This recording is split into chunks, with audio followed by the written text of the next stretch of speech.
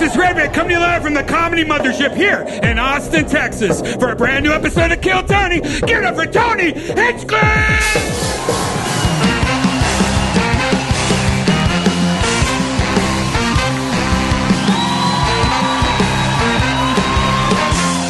Who's ready for the best fucking night of their lives, huh?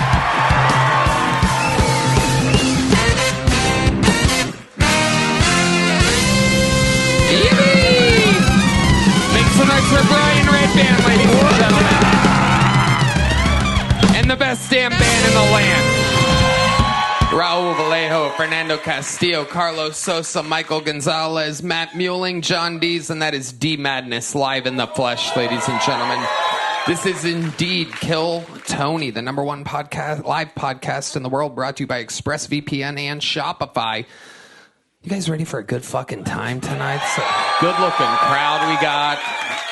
Before we get started, here's a little bit more from the amazing sponsors that made it all possible.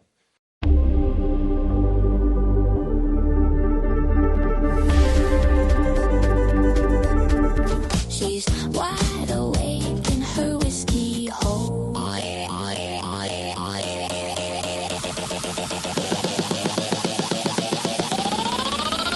You guys ready? Start this fucking show or what, huh?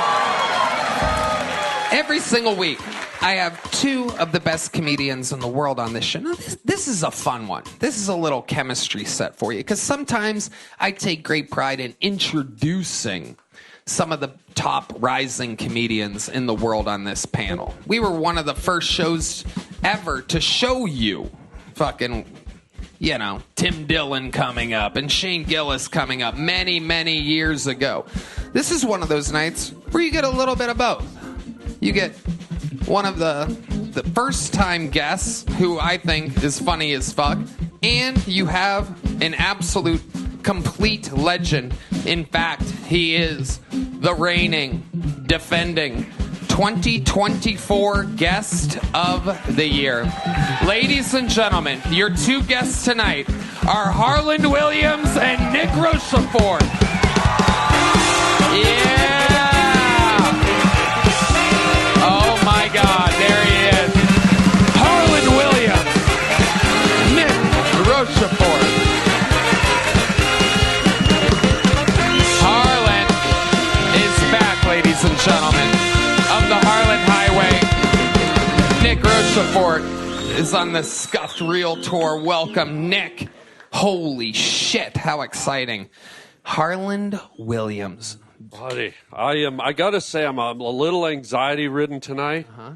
I rushed out of the house, and I don't know, mostly the women might relate to this one, but I don't like to come up here nervous or out of sorts, but I'm going to be honest. I left a 7-layer lasagna in the oven. Well, if you're going to laugh. Seven layers. What are the different layers? Well, let's not be nosy. The highest I've done is a 12, and this was during the. Do you remember the space shuttle era? Yeah. And they used to put those. They used to put the space tiles on the space shuttle. Do you remember that? Uh-huh. And they deflected the heat, and they allowed the space shuttle to ease back into Earth, and kind of like what you do to your wife, sir. Yeah. And what I used to do, Tony, Daddy likes to drive fast. Ooh. And so what I did a 14-layer lasagna. I cut it up the same size as the space tiles, stuck them all over my Corvette Stingray, and I went 102 through Bakersfield. Wow. That is amazing. Nick Rochefort is here, ladies and gentlemen. The debut of Nick Rochefort in the Kill Tony universe. How we doing, Nick? I made an 8-layer lasagna. Here's the thing about space. I worked on the space is fake, but I know. We're going to have some fun here tonight. Nick's first time on the show. Nick, you might not know, but over 300 innocent souls signed up for the opportunity to get pulled out of this bucket. If it happens, they get 60 seconds uninterrupted. You know their time is up and you hear the sound of a kitten. That means they have to wrap it up then, or else they bring out the angry West Hollywood bear. I'm going to let this convict on the run pick the first name. It's very exciting. He dug in there a little bit. He pulled one out. Very, very exciting. And like that, we go wrangle that comedian who has no idea that they just got selected. They're over there. It's dark. It's gloomy at Shakespeare's next door. There's a little water cooler they keep refilling their little plastic cups. Some of them are drinking. They have a deal with, what is it, vodka soda pitcher for like $3.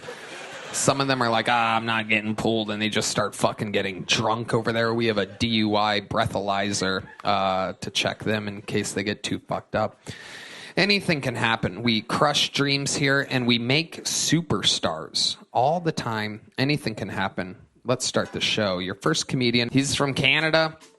He's a very, very energized young bunny rabbit. Make some noise for the return of Danny Martinello, ladies and gentlemen. Here he is.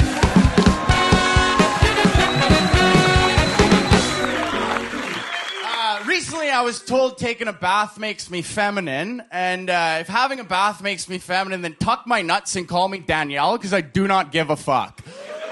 You know how many times I've seen you girls take those bathtub photos with your foot underneath the faucet and like a half a glass of Chardonnay in the corner? Mind you, it's a full bottle, eh? And then the little motivational quote of like, live your best life, queen, be who you're supposed to be. Like, I want to have that so bad. I saw a girl have a charcuterie tray in the back of her bathtub. I'm like, why can't I have a bruschetta and a bath bomb as a bro? You know, like I already take a shit and I eat a parfait. I might as well have a meat and cheese spread while I bathe.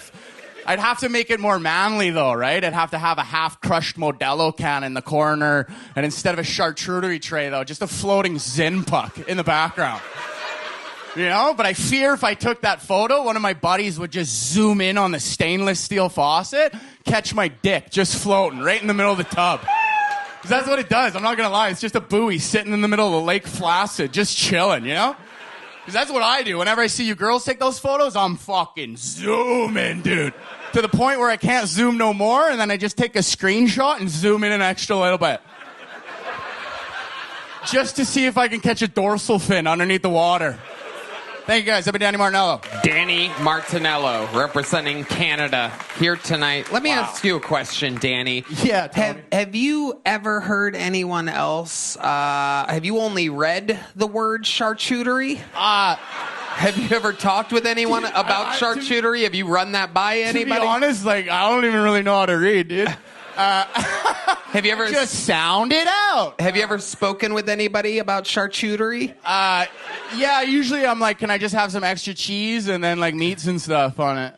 But you know, it's charcuterie, right? So you're doing it on purpose? Whoa, you guys fucking figured it out, right? No, we thought you were retarded for a second. No, I mean, it ain't no difference than any day, Tony. You always think I'm retarded. The way you say it, bro, it sounds like a bowel disease, honestly. Yeah. And if I can just add to the floating penis thing, I mean, I think there's something you really forgot that we got to add, and most of you might not know this, but the penis does float, and the little hole in the tip gasps for air like a koi fish. So if you throw fish food in a man's bath, he'll eat it all up. And for you ladies, let's be honest, you're just drowning a corned beef sandwich when you take a bath. That is true. That is true. So you've been enjoying baths. This is all real? Yeah, I've been trying to like just relax and stuff, and I sit in the bath, I like the shower anyway, so I was like, I might as well just fill it up. You have roommates? No, not really, no. Well, not really? No, I have a roommate, but he lives in Canada, and then he only comes like a couple times a year. Okay. So like I'm kind of like just living on my own, which is pretty sick. Yeah. I miss him so much, and I wish he would show. All right, Danny. All right, I thought you guys would have fun with that, but wacky. No one really gave a fuck. He thought I was going to jump on and do a 5-star frog splash on the table. Okay, Danny, what kind of Adderall are you on exactly? Canadian, Mexican? Severely overdiagnosed and undermedicated. I don't do any of that stuff because I feel like it takes away from my spirit. Wow. So you've tried it. Yeah, I was forced to take Ritalin in grade 4 through 7 in. And you felt like it affected your creativity in grades 4 through 7? Yes, I was a stunted artist in that year, and it took away my shine. And my mom said, "He's just a difficult spirit. You should be able to handle him as a teacher." But Edmonton Public School Board made me take Ritalin if I wanted to stay in Edmonton. So this Ritalin you took, you said you took it daily? Yeah, I had to take it at lunch. How many cases a day did you take?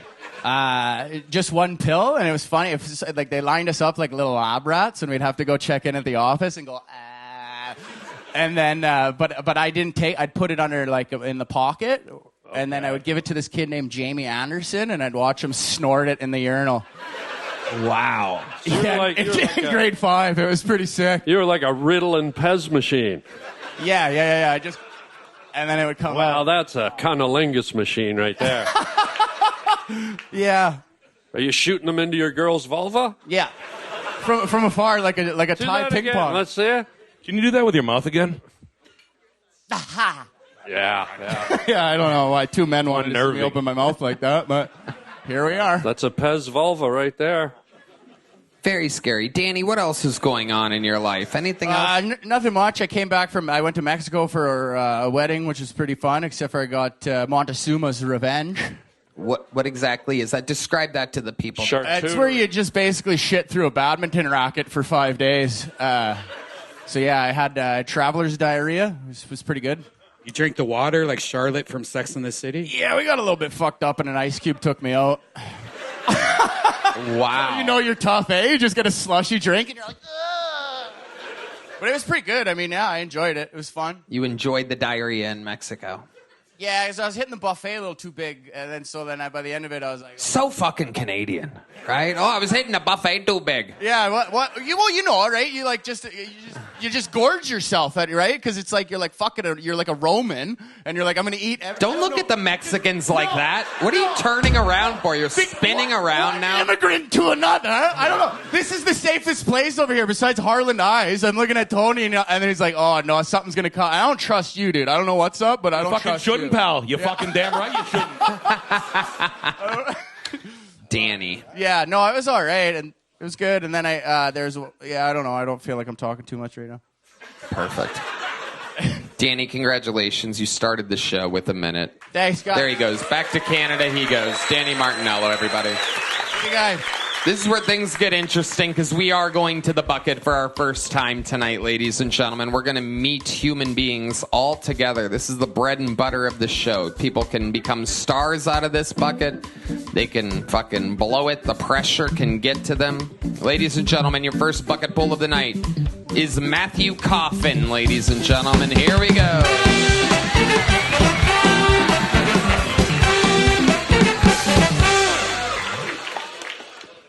So, of course, Trump would call an operation that requires massive missiles to deeply penetrate a mountain to destroy a nuclear facility, Operation Midnight Hammer, which I don't even feel creative saying it at all because I'm sure me, just like millions of other people, all thought the same thing. And that's the perfect name for a black porn star. I mean, come on. Coming tonight, Midnight Hammer.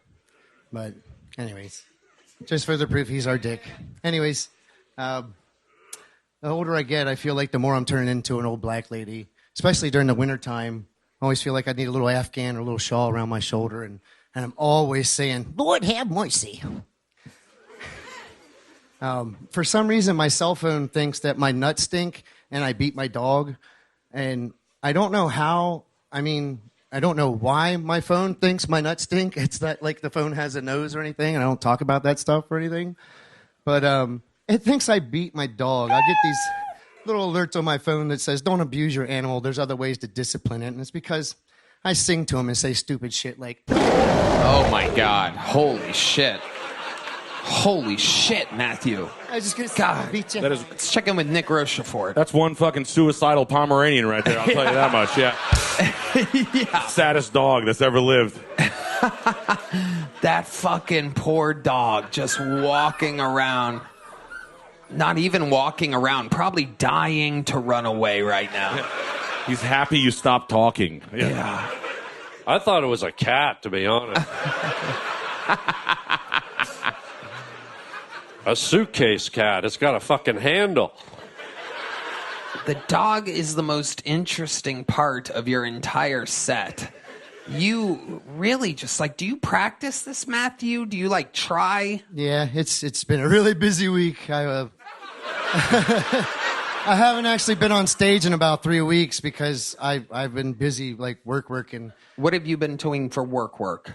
Between over here, like I told you last time, I've been working over at the strip club now too, working the parking lot. You're working the parking lot? Yeah. At the strip club. What exactly are you doing in the parking lot? Would you like general parking or VIP? And that's what you do? Mostly, and try to direct Uber drivers that don't speak English where to go in the right way and stuff like that. It's fun. Right. And do you have your dog with you when you're doing that? Yep, he hangs out by the car, and he got his little leash attached to the inside of the car. He's got his little pillow out there and everything. Hangs out there with me. Okay. How long have you had this dog for? All 8 years of his life. All 8 years of his life. And what's the name of the dog? His name's Lucius Fox. Okay. All right. So, Matthew, that is what you would call your service animal, correct? Yeah, I had to pay the extra for it because I can't be without him. And he can't be without me. It just. He can be without you. He could be with anybody else. Ask anybody next door. And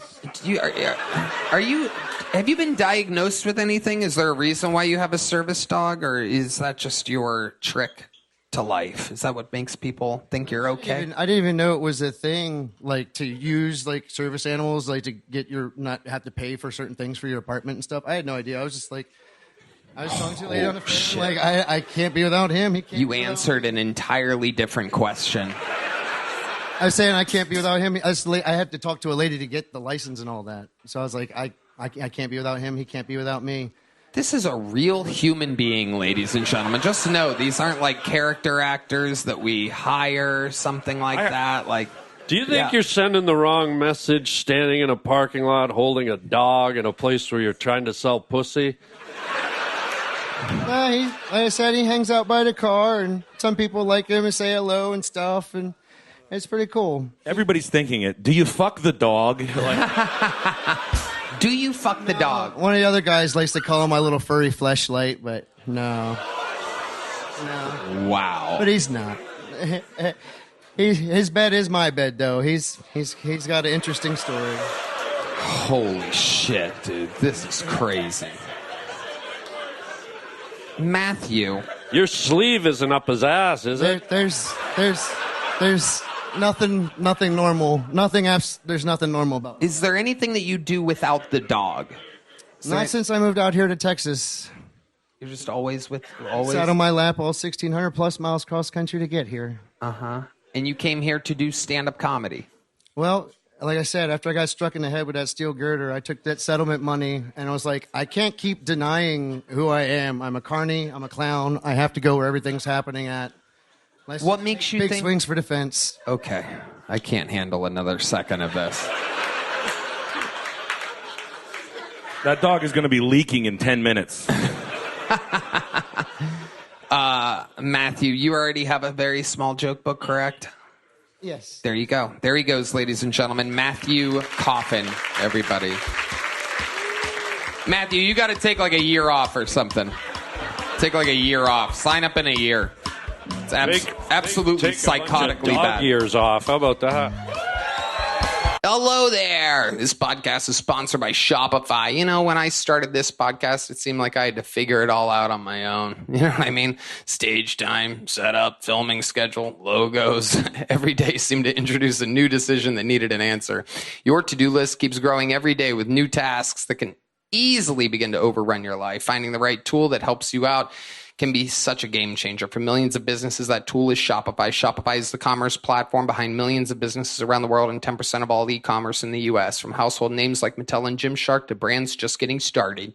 Red Bio. Tony, I think Shopify is the greatest. It really can transform your business into something amazing. You can get started with your own design studio with hundreds of ready-to-use templates. Shopify helps you build a beautiful online store to match your brand style. Shopify is packed with helpful AI tools that write product descriptions, page headlines, and even enhance your product photography. Get the word out like you have a marketing team behind you. Easily create email and social media campaigns wherever your customers are scrolling or strolling. So, turn your big business idea into with Shopify on your side. Sign up for your $1 per month trial and start selling today at shopify.com/KillTony. Go to shopify.com/KillTony. Oh my God. We're all little service dogs when the lovely Heidi comes out. Am I right? How about a hand for Heidi, ladies and gentlemen? All right. Let's see if this bucket pull does any better. Make some noise for Offender, everybody. Here comes Offender.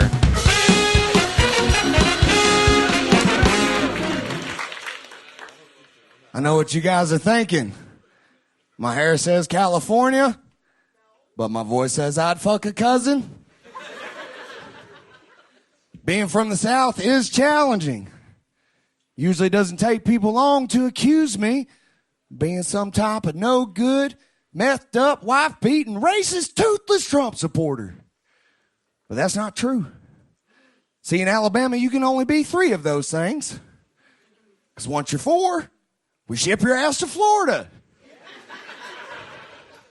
To become a legal resident of that state, you got a fucking alligator. And they're going to try to tell you it tastes like chicken, but I promise you this, does not fuck like one.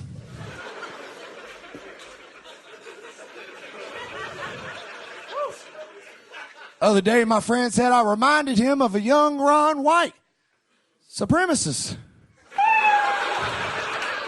All right. I'll leave it there. There you go. Offender getting actual laughs this time. Boom! Believe it or not, Offender's been on this show before, and at one point he was doing as bad as the last comedian that was on. I swear to God. Believe it or not, an incredible amount of growth shown this set, Offender. Oh, look at Matt Muelling. He likes growth, everybody. Yeah. I am a grower. So, Offender, how long have you... And what? What? A pot grower, guys. A pot grower. I'm a pot grower. You're a pot grower. Yeah. That's what you do for a living? Yeah. Okay. Where do you grow it? Oregon. Oregon. Yeah. Williams, Oregon. Do you want the exact, like... No. Yeah. No, Offender, no. And the business is going good for you? I just, I was living on my short bus for 9 months, chasing this dream in comedy. Uh-huh. I left for 3 months. I just paid for an apartment for 6 months up front. Okay. Look So at I'm you. not homeless no more. I am not homeless no more. Incredible. I got a bathroom. Wow. 6 months worth of bathroom. How are you planning? Have you decorated this apartment at all, or are you treating it like it's still a bus? No, I decorated. So I got a medicine cabinet. Okay. A medicine cabinet? Yes, this is Okay. important. Okay. Yes. Really cool. I've never had a medicine cabinet before. Yes. Somewhere to put all of your medicine. All of my medicine. I got my rolling papers in there, my grinder. Above it, I got the cologne and the eye drops, which I forgot to bring right now. Sorry about that. That's not decorating, though. That just that comes with the apartment. Yeah. Like, is your walls just like you spread poop all I over got a them, or- medicine cabinet. I've done a lot of decorating. Yeah. Can I ask I got you tight something, eyes. bro? Yes, sir. This is just a reaction Yes, thing. sir. It's almost like a test when they hit your knee at the doctor's office. It's a reflex thing. Okay. I'm gonna say something. I just want to. Thanks for crouching. I can still see you.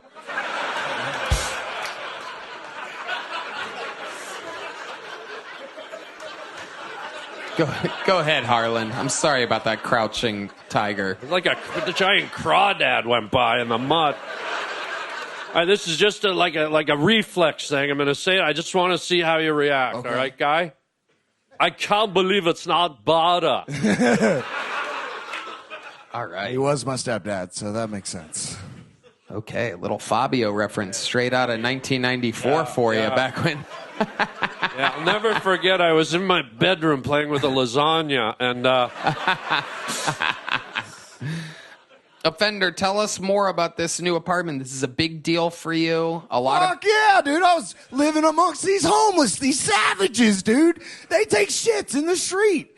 You gotta be respectable. You gotta put it in a bag, and then you gotta find a trash can far, far away from the mothership. Okay. I've always wanted to ask this question. I'm not trying to be a wise guy, but when a homeless dude or woman cracks a loaf in the street, Okay. like when they drop a Cracker Barrel Thunder Loaf or Okay. a Olive Garden chicken souffle, whatever you want to call it, what do you wipe with? It's a great question. What do they wipe with? You were out there. You had a first-hand account. I'm pretty sure, shockingly, nothing. They don't wash their hands either. So they're just walking around with the leftover in their crack. Yeah. A little. Wow, dude. I wasn't ready for that answer. A little souffle for later. Did you ever, like, bend down, you were desperate, maybe you had a hot date with another homeless chick the other night, and you bent down backwards and wiped your crack with your golden fleecy hair? It's a great question. Great question. Offender, are you making money anyway while you're here in Austin, Texas? Yes, sir. How are you doing that? Comedy. You're making money. You're doing paid gigs? I do paid gigs. I bark, whatever, however I can help any show or anybody that has an opportunity for me. I extend my offer and say, hey, I'm willing to do this. I live here for this. I mean, that's... How often do you bark? More or less than the last comedian's dog? Not a real question. Offender, what's your love life like? You're a handsome man. Thank you. How does that work out for you now that you have your own apartment? Is that something that you're doing? You know, it's something that every man probably is thinking about. But me personally, I don't have time for it, man. You don't have time for the ladies. No. Well, you got yourself. Look at you. What is the tattoo right here on the arm? I'm glad I asked. Okay. I don't know if you guys can see it. Can you describe it with words? Yes. All right. So it's got a wood handle, a metal shaft. Some would call it a shank, but it's not. Okay. It's an old school can opener. Nice. Why, I was more talking In case about I have to open a can of whoop ass on somebody. You know what I mean? I was more talking about the Predator CIA coating you have on your wrist right here. What the hell that? is that? Yeah, what's that? That's frightening. Okay. So I have this right here is Uzeti. And then this is Dottie. That's Croatian for give and take because life is all about the give and take. Okay. All right. Did you ever meet a homeless woman with a tattoo of a can of beans on her leg? Yeah. Celia Contreras, dude. I did just... You guys were at Skank Fest. I was actually working there, which was a fucking great time. I actually fought in the Skank fights. Okay. How did that go? 25-second submission, armbar, the fastest submission of the weekend. You won? Fuck yeah. Oh my God. You hit the can opener on somebody. Hell yeah, I did. Good thing I have it. Wow. Absolutely incredible. Triple HIV. That's Yeah. I got to ask, though. I got to follow up. You're in the street, right? I was. Yes, sir. Well, you still are. Yes, sir. And it's a tough world out there, right? Yeah. We've all watched Animal Planet, right? Okay, yeah. You ever, since you do have some mad skills in the ring, you ever get into any tussles out on the mean streets, my guy? Yeah, so I'm actually like notoriously known for breaking up fights down here, trying to protect people from harming themselves even further. Oh, wow. One night a guy did aggress me and I had to, take care of myself. But You jerked off on him? fuck yeah, I did. Yeah, they pulled out a stretcher and everything. No, but I did have to wrap up a guy, but I try to do it in a respectful way that doesn't harm anybody. The worst thing is in today's, especially on the street, it's pretty violent. People need to be aware. Did he put hands on you? Did you take any shots, my guy? Dip and then hip toss and put him in a triangle. Choked him till the cops showed up. Sounds like you broke into a square dance from what you just showed me. What the? Well, let's not act that out. Okay. Offender, congratulations. You've never gotten a big joke book on this show before, correct? Have you? I have the very first. Well, then there you go. Hey, it got filled up, and I would. Are you just saying that? Are you going to sell this on the streets to somebody? All right, there you go. Offender, ladies and gentlemen. There we go. Yes. 2 return bucket pulls to start the show. This looks like a new name. Maybe I'm right, maybe I'm wrong. We're going to find out. But let's hear it for Emo Majok, ladies and gentlemen. Emo Majok. Here we go. Nothing. Book. No, I'm fucking around. I speak English, guys. Holy shit, there's a lot of white people here. I'm Tariq's stepdaddy, the black as fuck one. I'm from South Sudan. But I live out in Australia. I love the diversity you got here in America, because there's no black people in Australia. There's like literally like me and my cousin Chad. So I'm out in LA right now, and I love doing the comedy in LA. I do the black rooms over there. The black rooms are kind of like this, but with black people. And I love performing with African Americans, you know? Because as an African, we see African Americans as our cousins. Like an African American is technically an African that got caught.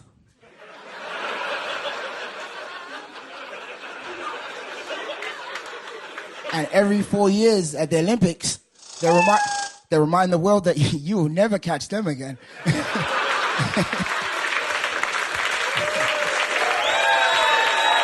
Emo Fool me once. Majok, ladies and gentlemen. Wow. What up, Tony? Great set, Emo. Welcome. This is your first time on the show. First time out here, yeah. I've tried a couple times, but this is my first time on here, so yeah. Hell yeah. And how long you been doing stand-up? I've been doing stand-up for about 7 years now. 7 years. And all of it in South Sudan? How much in America? No. Now, out in Australia. I'm from Perth, Western Australia. I've been doing it out there, but I'm mainly in Melbourne. I'm all around Australia. All around Australia. Australia, yeah. Look at you. Amazing. He rode a shipping container to get there. Yeah. How did you end up in Perth? It was we got sponsored as refugees. So we got taken to Australia. How old were you when that happened? Like a reverse slavery. I was 8 years old. When we... Amazing. Yeah. Amazing. Can I give him a compliment? Yeah, give him a Can I compliment. give you a Harlan. wonderful compliment, my friend? Yeah, absolutely, man. Go for it. We all have different gradients and shades of skin. Black people, white people, Asian people. You want to touch it? Is that what you're trying to do? I think I would, yeah. You have like dark skin, but it's a beautiful. I just love the tone and the shade of your skin. Thank you, man. When white people show that much interest in black people, I get nervous. What's your address? Amazing. Emo. Yeah. When I was a kid, I was afraid of the dark. And now here I am. How about now? Meeting you. So I have to ask you, what scares you? What scares me? Yeah. White people. That makes sense. White people and cops. That makes perfect sense. What's your address? What's my... That's exactly what I'm talking about. Emo, what else are you into? You have any special skills or hobbies or talents? I love stand-up, man. I love traveling. I travel a lot. I try to expose myself to as much cultures as possible. Yeah. What have you learned from these different cultures? What are some of your favorite cultures? What have I learned? That we one race. Hold on, wait, what? One race, one human race. One race. Yeah. Okay, so you're a marathon guy. But like, where are your favorite places that you've traveled? My favorite places? I've been out to Asia, but I love being out here in America. You do make me a little bit nervous with your guns and shit. But yeah, America's cool. Every different state has got their own little different rules and different cultures and stuff, so I really like it. You say that Texas's guns make you nervous. Have you ever shot a gun? Yeah, I shot guns. Yeah, come on, I'm from Africa. Okay. All right. I love it. You shot guns in Africa? Shot guns in Australia and yeah, in Africa, yeah. Okay. What were you shooting in Africa? Was that at a range or just cans? What? Cans. Cans. Container ship captains. That's who he shot. You ever shoot a slingshot or throw a rock? Yeah, I made a slingshot when I was a kid. Yeah. Okay, well, go to Canada. You can do it some more. I just came from Canada. I had my first Canadian winter just recently. You had your first what? My first Canadian winter. Oh, my God. Yeah. How did it feel? Cold. Cold. It felt cold. That's the right answer. I was out in Saskatchewan. which is nobody knows where the fuck that is. I mean, Yeah, we know where that is. you know it? Yeah, of course. That's quite the cultured, prairies, Tony. yeah. Yeah, you know, you're a I know. Canadian. It's an old comedian of mine, Gary David, a Canadian comedian. He used to do this joke. He'd say, Saskatchewan is so flat. It's the only place in the world you can sit on your front porch and watch your dog run away for 3 weeks. And he wasn't very good, you can tell. Do you want to touch it? You want to touch it? How about now?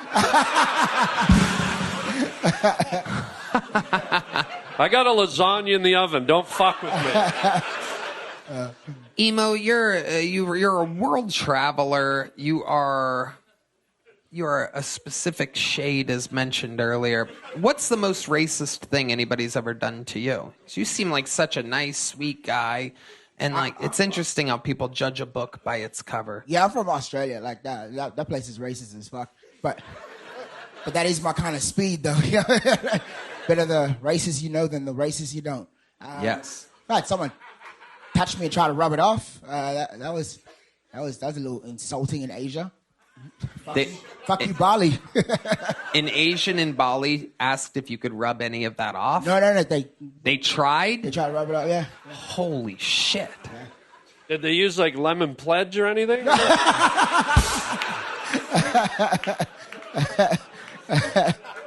I think she just trusted her own hands and was unsuccessful. Have you had any jobs other than being a comedian? Yeah, I had a ton of jobs. I worked in call centers. I worked in What was the first one? call centers. Oh, I thought you said coal centers, and I was wondering if you were the coal for a second.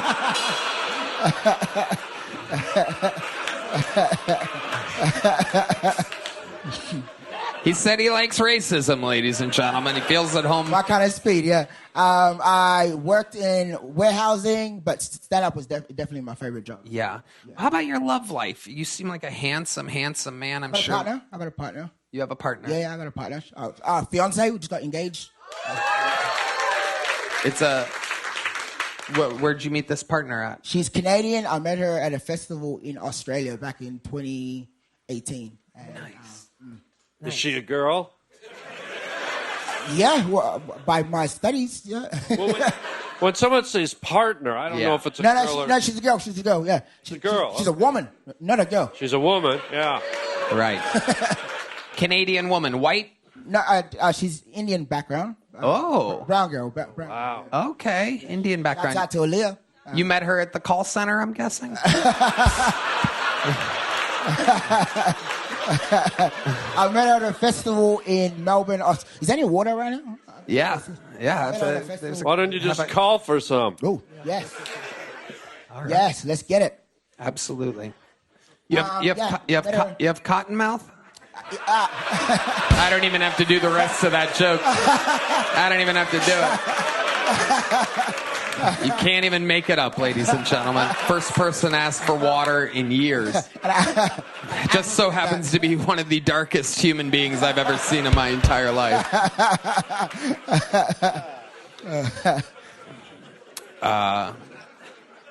Just for fun at the call center, I'm just curious. You ever just do a like a Tarzan call? Well, Tarzan was not black. That's true.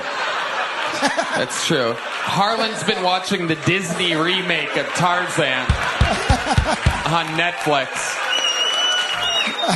Only on Netflix. Just bunched us up in one fucking pile. It's too late now, Red Band. Red Band just has his fingers hovering over the Lion King setup that he has right now. Nothing. Okay, it's a Tracy Chapman reference. Has anybody ever... Grace Jones, yeah. This is amazing. You have to understand, Emo, we're very excited to have someone like you here. It's our first time interviewing the Curtains, so it's very exciting. It's very exciting for us. Technically, you've been on every episode of the show. Proudly sponsored by me. That's right. Tony, he's the captain now. Yeah, absolutely. Oh, my goodness. He gets serious quick. I love it. Emo, what do you think because you are indeed dark. We've covered this. Yeah. But I have to ask, what do you think is the whitest thing about you? If there's something about you that you do, maybe you... Teeth? Oh, okay. That's a good answer. My teeth? That is That ain't my credit report. I tell you that much. I love it. Emo, you are fantastic. What a great interview. What a great set. What a great sense of humor. Welcome to the Kill Tony universe, the debut of Emo Majock, ladies and gentlemen. There you go. That's how it's done. It's exciting. We've come a long way from that first bucket pull. Yeah, he was good. Yeah. Solid. Oh, we liquefied him and put him in a drink for Harlan. Look at that. There he is. That fast. He goes from a solid to a liquid, ladies and gentlemen. Only on Kill Tony do we have this type of technology. Rogan has a lot of money as a human liquefier in the back. All right. Indeed, this podcast is sponsored by Quo. Let's talk about something every business owner knows too well. Missed calls. It's like watching money fly out the window. That's why today's episode is brought to you by Quo, spelled Q-U-O. The smarter way to run your business communications. Quo is the #1 business phone system built for 2025, not 1995, with over 3,000 reviews on G2. Forget juggling phones or using a landline. Quo works right from an app on your phone or computer. Right, bam. Tony, I love Quo so much. It's the best business phone system around. Your whole team can share one number and collaborate on calls and texts like a shared inbox, meaning faster responses and happier customers. That's right. That's why over 90,000 businesses are already running on Quo. From solo operators to growing teams, Quo helps businesses stay connected and look professional. Try it for free when you go to quo.com/KillTony. That's QUO.com/KillTony. You can even keep your existing number. Quo. No missed calls, no missed customers. He's bubbly. He was bubbly on stage, too. Yeah. Dark and bubbly. Wow, wonderful. All right, ladies and gentlemen, your next bucket pull goes by the name of Ashley Ann, everybody. Here we go.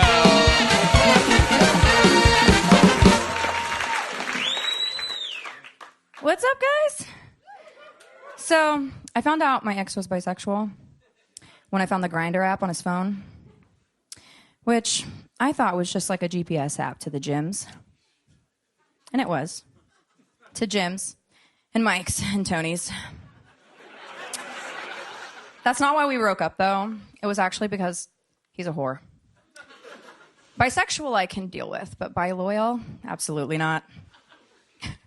Then I found out my boyfriend's best friend's girlfriend, she confessed to me that they had a threesome, which is crazy. Like, they tied her up naked in the bed. She thought she was going to get some kinky good fun, but they actually just forgot she was there and went out just, right next to her, which to me sounds a lot less like a threesome and more like a coming out party that took a hostage. It actually took him 2 years to admit that all of those things were true, too. Which is fair if you consider the fact that most people can't admit that they're the problem, let alone admit that they're at the bottom. Wow. All right, Ashley Ann. Getting her revenge on her ex-boyfriend publicly. I'm guessing what this is. Did he introduce you to this show? Is this totally crush on you, absolutely. What? No. What? He did not. I haven't talked to that man in a very long time. Okay, how long ago was this breakup? It was like 13 years ago. Maybe? Oh, wow. This is perhaps one of the craziest ex-girlfriends we've ever had on this show. Wow. Okay, I want to say... Revenge is sweet, ladies and gentlemen. 13 years she's been plotting and planning. Wow. How long was the relationship? Well, it took me that long to get over the trauma. First of all, I'm now writing about it. Release. Maybe like 3 years. Okay, so 3 years, held on to it for 13. Yeah, there's a good reason why, but I can't say it publicly. AIDS. AIDS is the answer. That's definitely not it. Okay, good. You can't say. Is he famous or something? I would tell you, not them. Okay, what a great podcast guest you are. I'm sure the millions of people at home are going to go. Okay, fine. I'll tell you. Perfect. It's my daughter's dad. It's your daughter's dad. Okay. It was actually 8 years ago. I was trying not to be too specific for him, but... So you've answered nothing. Listen, he's in prison, so, he's happy. It's fine. There you go. All right. This interview's moving at an interesting pace. What's he in prison for? DUI. A DUI. How do you get sent for prison for a DUI? Running away with a car and then running it into the back of another car. Okay. So, all right. How long's he in prison for? No, he did 5 years, but he went right back. Why did he go right back? Armed robbery. There it is. Hey, everybody. Seriously, you can't answer the simplest of questions. It's amazing. Yeah, he thought it was crazy. He just never touched a gun a day in his life. He just knew where he wanted to be and how to get there. He's never touched a gun a day in his life. He knew where he had to be. But he did have a gun during the robbery. Mm-hmm. Yeah. Okay. Sure did. All right. Okay. How long is he in prison for this time? I don't care. I don't know. I actually don't know. Perfect. You are literally the worst interview in the history of the show. This is unbelievable. Listen, when my fiance watches this, he's gonna make fun of me so bad. He's here. Okay. Mm-hmm. All right. Yeah, he's probably going to cheat on you in a bisexual threesome. I can see how this is all working out, by the way.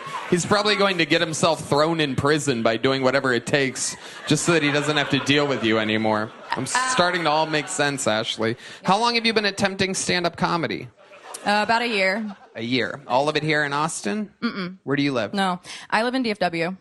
DFW. Yeah, Dallas? DFW. I live in Fort Worth, yeah, but I work all over the place, so. You found a rich cowboy to buy you a 10-carat diamond ring after all that shit? That is a huge ring. Monster.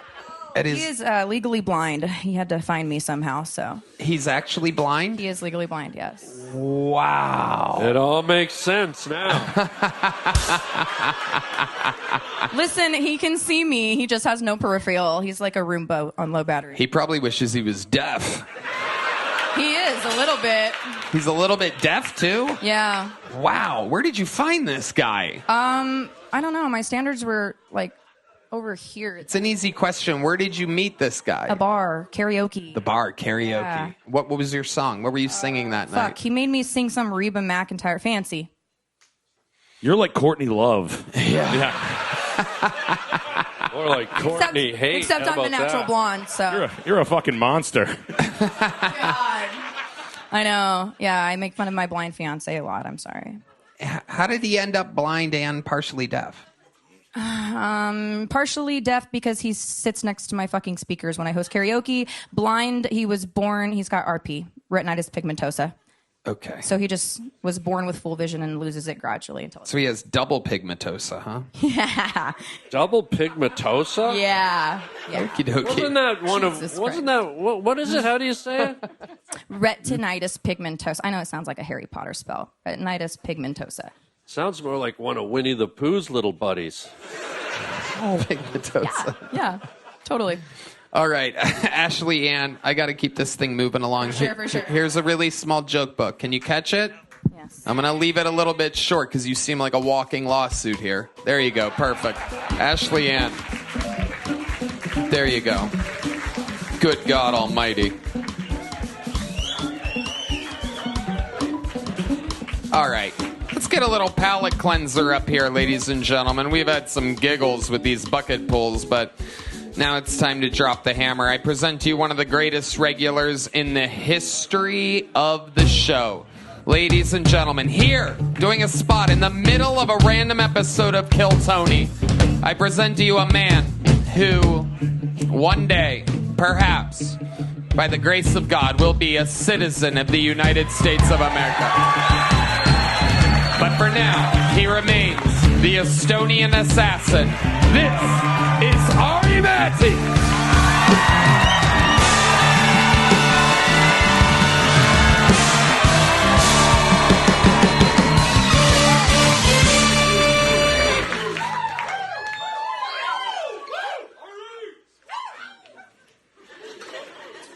I love thinking always how American movies play in other markets. Like if you're in Japan and you went to see Oppenheimer.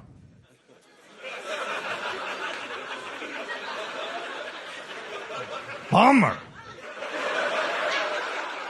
No Japanese people in that movie, just a sexy scientist smoking cigarettes. Just, should I? Just banging chicks at university. Just click. Back to banging. Or like if you're in Korea and you went to see Marley and Me.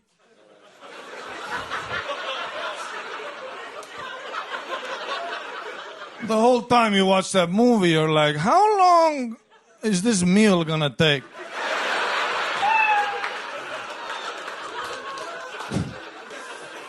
Sometimes they rename American movies to fit for the local market. Like Taken with Liam Neeson. In Albania, it was called Normal Business Guy. Does honest business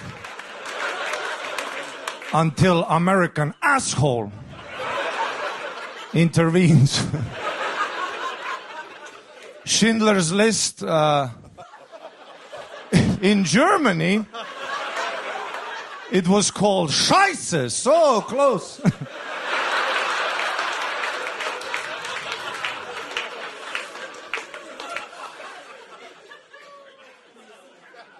But my favorite movies are Denzel Washington movies. He makes killing look so easy. He's just a lazy, fat old guy. You're at home eating chips, you're like, yeah, I got it like that. Every Denzel movie is him at a diner trying to finish a meal, but then a hooker gets in trouble. Every Denzel movie is just him at a diner.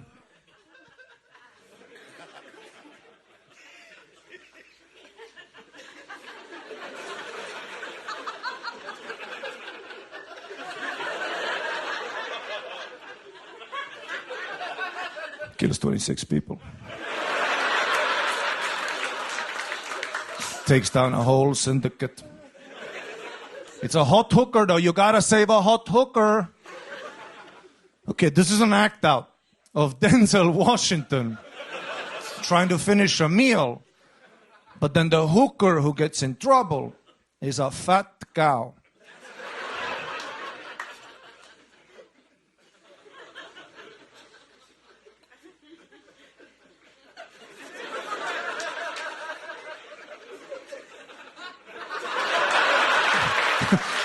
Ain't nobody saving a fat cow!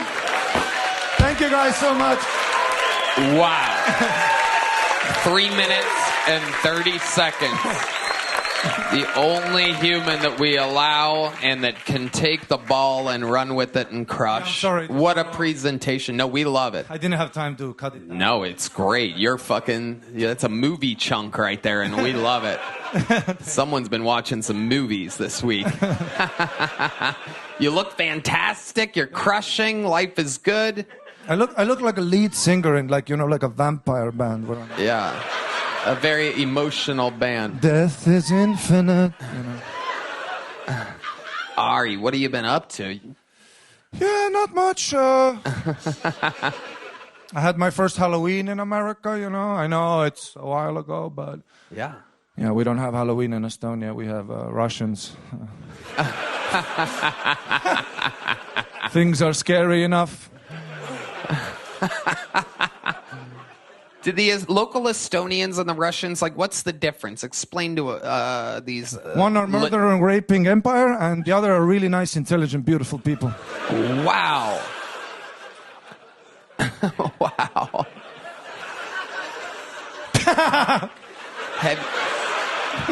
And you've seen that firsthand? You've seen some Russian pillaging, if you will? Yeah, when I was 14, I remember I got beat up by these two Russian kids. They were also 14, but in Russia, 14, they got hair on their knuckles, 2 kids, a divorce, 3 jobs, I was like an Estonian 14-year-old. I had a doll, I was doing parkour. No, literally, I was doing parkour, and then they saw me doing parkour, and they came up to me, and they said in Russian, they go, "Estonskoi pederast," which means Estonian, which I don't know how they already knew. And then what? Did you throw the first punch, or they? No, never. No. They threw the first punch, and then they claimed it was necessary due to NATO. So. I love it. You seem well rested. What have you been up to? Yeah, I went to Mexico for a week. Oh. Yeah. Look at that. A lot of fans of Mexico here. Wonder why. We have a large Latino fan base here tonight. I saw a lot of Mexicans that I wish would come here. Are you in love with a Mexican girl? I fell in love every day, every single day. Yeah. The way they look at you, too. It's crazy, you know? Like Mexican women, they look at you like, I'll fuck you, you know? Yeah. Yeah, they will. I walked around with a Kill Tony hoodie, and so many Mexicans would look at my hoodie, look at me, and they would go, hey, what did Tony do?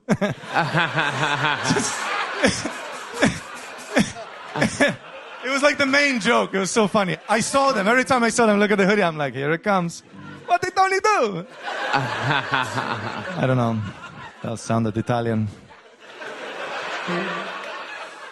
Yeah, I went to Cozumel, beautiful island, and dude, when I was there for the first night, I had such a funny incident where, okay, I Google Map restaurants, and a lot of kosher.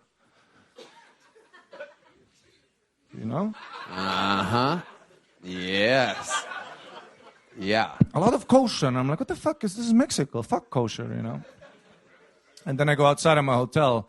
First thing I see in Cozumel, 2 Jewish guys, full Jew, not like adapted, but like not hiding at all, just full with the things, you know. You know, like full, like. Yeah. Uh-huh.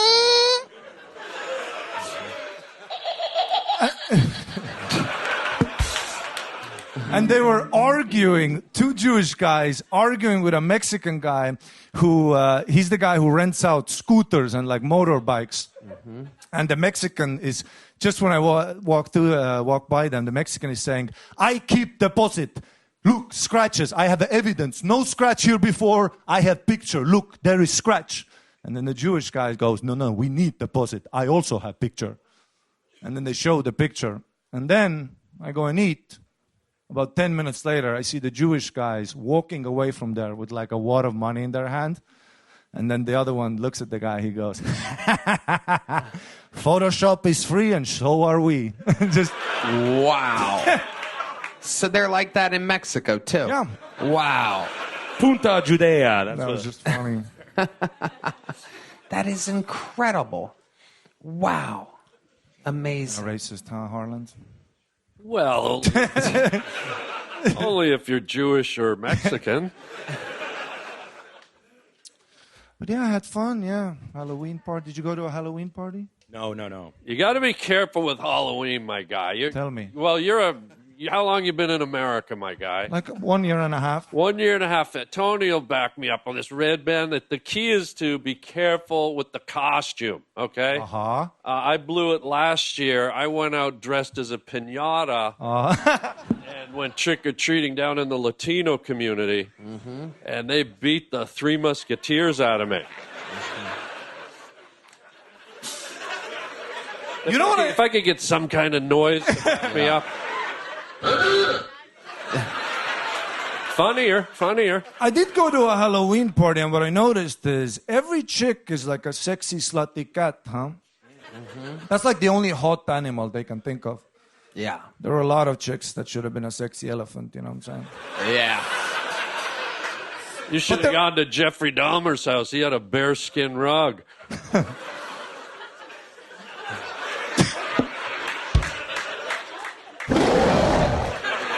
Funnier.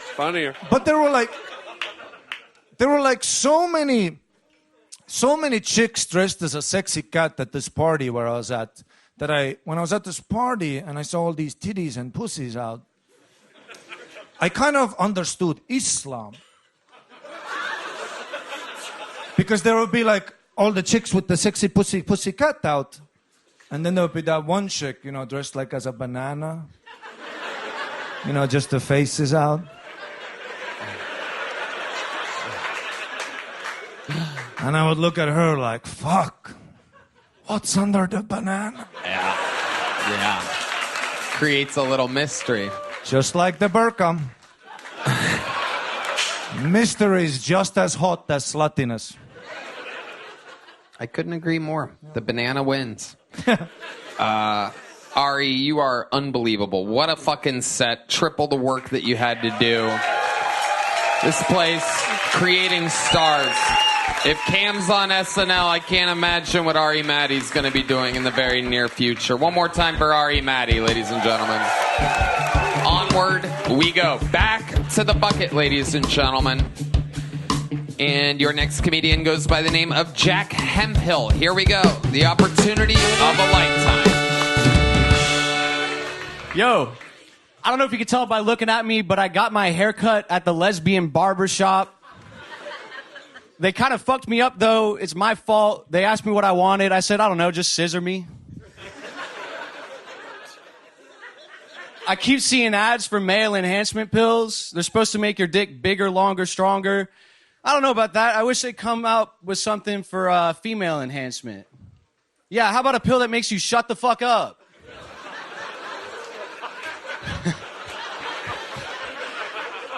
Growing up was weird. My dad, he was always on this seafood diet where if he got home and he didn't seafood on the table, he'd hit my mom. Shit, man.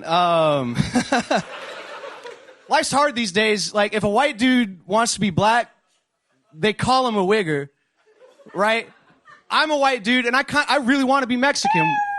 What does that make me, a wiener? Shit. That would make you a white back. Just to let you know what the funnier punchline is there, Jack Hemphill. Welcome, Jack. This is your first time on the show? Yes, sir. How long you been doing stand-up? Like 2.5 years. Something. Where at?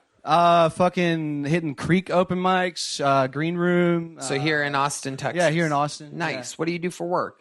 I'm unemployed right now. Uh-oh. How much money do you have saved? Like 15, 20, you know. Just fucking living, bumming for the rest of the year. 15, 20,000? Yeah. Total? Yeah. So what's your rent? $11.50. $11.50. So you have about a year. That's about half as much as a Fender has. I suppose. Or twice as much. Okay, so what's your plan? How are you going to make money, Jack? Shit. I'm gonna fucking go to Mexico for the month of December. Fucking learn Spanish, come back, and get a sales job or something. I don't know. Okay. What's your plan? How did Mexico enter the chat exactly? Well, I kind of want to be Mexican, you know? I want to go there, take classes to learn Spanish, take some cooking classes. In 1 month. Yeah. Yeah, I think I can pull it off. You don't know Spanish at all? I know a little bit. I grew up in Texas, so I took it in elementary school, middle school, high school. Okay. How old are you? 24. 24 years old. You're unemployed right now, but what was the last job that you had? I was fucking, it was a sales job. Just fucking cold calling, bullshitting, you know, construction dude. How long did you have that job for? Like 6 months. Okay. They fired you? Yeah. Why? I deserved it. Why? Because I kept staying up all night on my phone and then showing up late for work the next day. Yeah. What would you be doing on your phone in the middle of the night? Dude, fucking scrolling Instagram reels. What is your algorithm like? If we looked at your... Really racist. Really? Yeah. Yeah. Anything else? Just racism?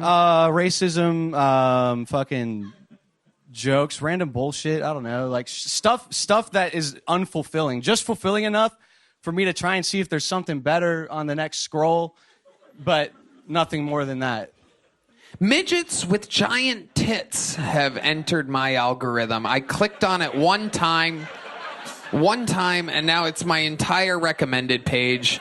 And I don't know exactly how or why, but I do keep clicking on it and staring at them.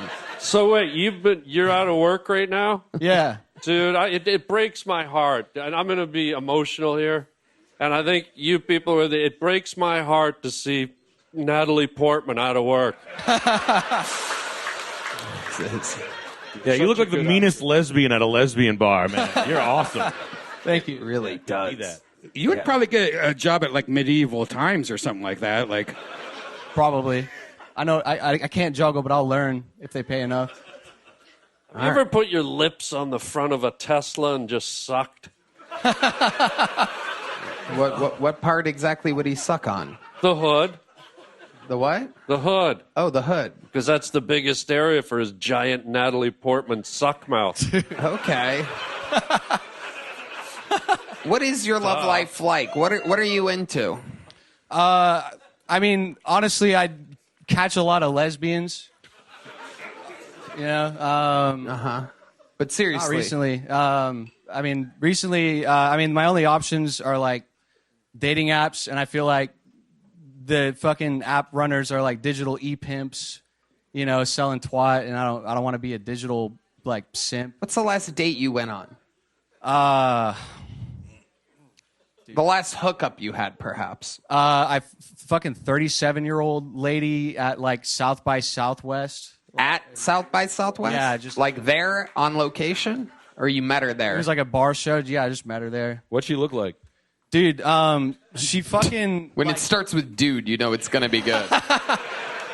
Dude, she was wide, right? And looked fat under her clothes, but she had a flat stomach. It was weird. It was a weird body type, big old titties. She smelled like corn tortillas and pozole.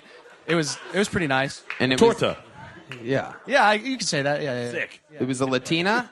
Yeah, for sure. Okay. How do you think she felt looking up and seeing she's fucking Natalie Portman with an altar boy's mustache? So where exactly did that sexual hookup take place? At her place? At her place. Yeah. Herpes? at her place. I'm sorry. I thought I heard herpes. You did. You did hear herpes. Her place. So how did that end? Did you last long? Stop talking to her. Oh, okay, perfect. Yeah. Well, that's not exactly the. All right, Jack. Well, congratulations. Here's a medium-sized joke book for you. Jack Hemphill, everybody. Her place. All right, keeping it moving along. Make some noise for your neck. Oh my goodness, there's the lovely Heidi. Check out our podcast, Love on the Line, at HeidiRegina.com.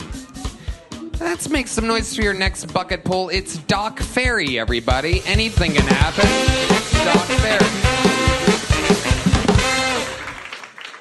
I love pussy. I just can't stand you fucking bitches. Let me explain. I'm surrounded by females. I got 9 aunts, only 2 uncles. I got 3 ex-wives. I got 4 daughters, no sons. And I got 7 grandkids, 6, which are girls. So what I'm trying to tell you, ladies, is I'm onto your fucking bullshit. And y'all are fucking crazy. Let me give you an example. My dad caught me smoking a cigarette when I was younger. He made me smoke the whole pack in front of him. I get it. You know, punishment fits the crime. Now my mother, she caught me jerking off in the bathroom. She made me... I can't look my uncle in the eyes to this day. It was horrible. My dumbass wife asked me a dumbass question. She said, do you have a favorite song? I said, yeah. You want to hear it? She said, yeah. I said, all right, here it goes.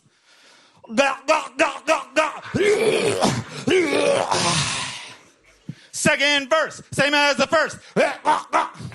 She said, that's not a song. I said, it's music to my ears, bitch. Now suck my cock. Thank you very much. My name's Doc. Wow. Oh, my God. Nick. You just turned every pussy in this place to sand. Yeah. Good job. Yeah. It's frightening.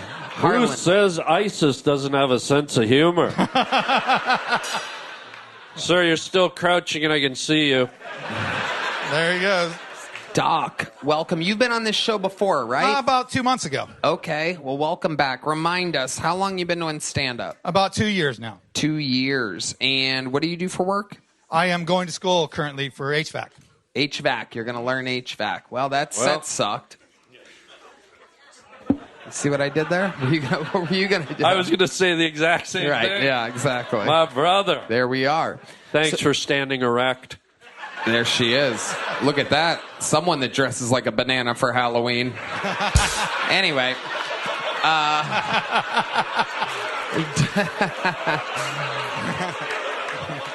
So, Doc, is that true what you said? You have 3 ex-wives and 4 daughters? 3 ex-wives, 4 daughters. How do these marriages all end? What? Horribly. Yeah, give us a little breakdown.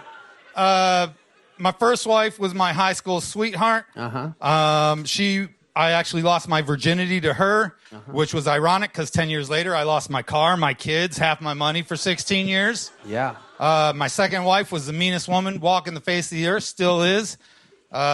She's in Germany. She's German, true German.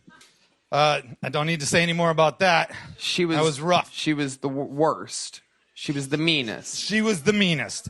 I actually, we talked about this before, but I got PTSD after going to war 3 times with the military from the ex-wives. Wow. So I went to therapy and everything. Can you give us an example of what type of... Tony? I believe she was on the show earlier, by the way, now that I think about it. Is her name Ashley Ann by any chance? I can tell you this. I can tell you horrible things because it's not just the ex-wives. I don't date anymore. I'm done with women. They're fucking just obnoxious. I can't fucking take... Sorry, ladies. Get your sisters together, okay? Because they're fucking up. So here's some shit. Sorry, ladies. Not a chance. Sorry, girls. You're not getting a shot at them. Here's a couple... I'll be outside after. I'm available. I'm single. Hey, do your hands get bigger every time you beat the shit out of one of your wives? You got mitts on you, dude. Just gets flatter right here. You ever lay in bed at night, rub your beard, and pretend you're fingering a girl from the 70s? That's a good question. You're on to me. Does it show? Yeah. Exactly, I do that. To keep telling us about the most traumatic wife you Well, had. the most traumatic wife, things that she did. The last 2 years of our marriage, I was locked in the basement, scared to death of her. She would come to work and she would show her ass. I mean, bad. She didn't care who was there. She just act a fool up and down. What does that mean exactly? What does that mean to you? What exactly would she do? Here's a good example. You guys worked together at the time? No. She would go to her work. She came to my work. Right. Which at the time was what? In the military. Oh, she would show up to a military base? Yeah. Okay, go ahead. And she would act crazy. But one of the things that happened while I was in the military and married to her was I was in the bathroom taking a shower, and she literally kicks in the door, right? And I look like this, and she goes, "I want you to take the shower on your knees." And I was like, "What the fuck are you talking about?" She said, the sound of the water is going to wake the baby. I said, "Get the fuck out of the bath." She was serious. Who are you married to, fat bastard? What the fuck are you talking about? It's Fiona. Talked about. When she got mad, that's what she sounded like. It was horrible, and she was mad all the time. Wow. What ethnicity are you exactly? I am half white and half Mexican. Half white, half Mexican. Okay, tell us about the third wife. Third wife was the whore. We went in depth with this one. Oh. Yeah, this one was, I'll just give it quick. Yeah. She put her, while I was contracting overseas, she was back here putting herself on Craigslist personals. And she was dating a lot of people, usually 5 to 7 guys at a time. And so when I came back, I said, why did you do it? And she was like, well, the relationship had just lost its romance. I was like, good luck finding a romantic gangbang, bitch. And then I thought, oh, holy shit, I gave her permission. I didn't know if a romantic gangbang was a real thing. So I had to go to a Pornhub. I went to Pornhub and put romantic gangbang in the search bar. And I tell you what, it took me 15 hours, a half bottle of Jergens, and a trip to the emergency room. And by God, I was right. She's a nasty bitch. Wait, you ended up in the emergency room? Are you making a joke? I'm making a joke. Okay, I can... But she's a bitch in the end. Okay, Doc, let me ask you this, because you seem to really hate women at this point in your life. I am not fond of them. Right. What's the last date you went on? Have you ever had a positive interaction as of late with a woman at all? Do you kind of go into it thinking this isn't going to work? No, I go in there with a very positive attitude. Okay, so what's that like? Can you give us an example of a recent date that you went on where... I haven't dated in 2 years. You haven't been on a date in 2 years? Have you hooked up with anybody in the last 2 years? Not at all? Not at South by Southwest? Nothing? December 22? What happened in December of 22? That was the last time I got laid. That's the last date I had. How did that happen? What went down there? She was a girlfriend, and she just got jealous because I live in Bernie, so there's a lot of money over there. So the main house has 7 bedrooms, and so I pick up some people sometimes, and they live there. So I had a friend who was a female who lived there. Hold on, time out. You said the main house has 7 bedrooms. Right. That's your house? Yeah. You live there? Yeah. By yourself? Well, my brother lives there. I got my daughter now with 4 of my grandkids and her husband. But it's Mexican. But it's your house. It's my house. Right. How were you able to afford a 7-bedroom house in Bernie? I was working overseas. I was contracted. I was making $250,000 a year for like 8 years. Okay. Fuck yeah. Look at you. Well, I was a protection service for the ambassador. The ambassador of what? Of Afghanistan, the U.S. ambassador. You protected the ambassador of Afghanistan. Kind of like you got this weird-looking guy off to the side there. I'm like him, only like way better. I'm pretty sure that guy would rip your fucking arms out of your sockets there, Doc. Pretty sure he would just absolutely do whatever he wanted to you. Yes, I'm getting older now. I used to be a little bit more in shape, stuff, Okay. but not anymore. I'm giving that to the younger one. How old are you, Doc? 56. 56. Tell us tell us how age is affecting you as of late. It's the most recent. Yeah, okay. I piss funny now. When you say you piss funny, what exactly do you mean? That means I got to piss really bad, but I just pissed 2 minutes ago. So I go to the bathroom again and I dribble a little bit, and then, come on, nothing comes out. And then I go back again, then I don't pee for an hour. And then it's just kind of up and down, up and down. So I thought I might have a prostate problem. I didn't even think about this story. I got DP'd at the urologist. Tell us about that. All right. So I go in and I have this pee problem. I don't know what's going on. So I'm like, man, they're going to try and I don't know what's going to happen, but I think they're going to try and go up my dick. And I don't want that to happen. So I've kind of stayed away from things like that. So I go in, and they're going to a room, mood lights and everything. I'm not comfortable. They put me on my side, and then they take this wand with like a baseball type thing on there, and they shove it in my ass. Okay? I hate to tell you this, buddy. You were at Ruth Chris Steakhouse.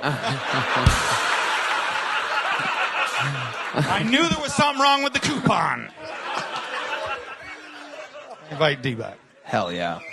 All right, keep going, Doc. So this guy puts this thing in my ass, and then not only that, but now he's moving it around and doing it, and I'm just like holding on. I'm just holding on. I'm like, okay. So then at the end, boop, pulls it out. That hurt.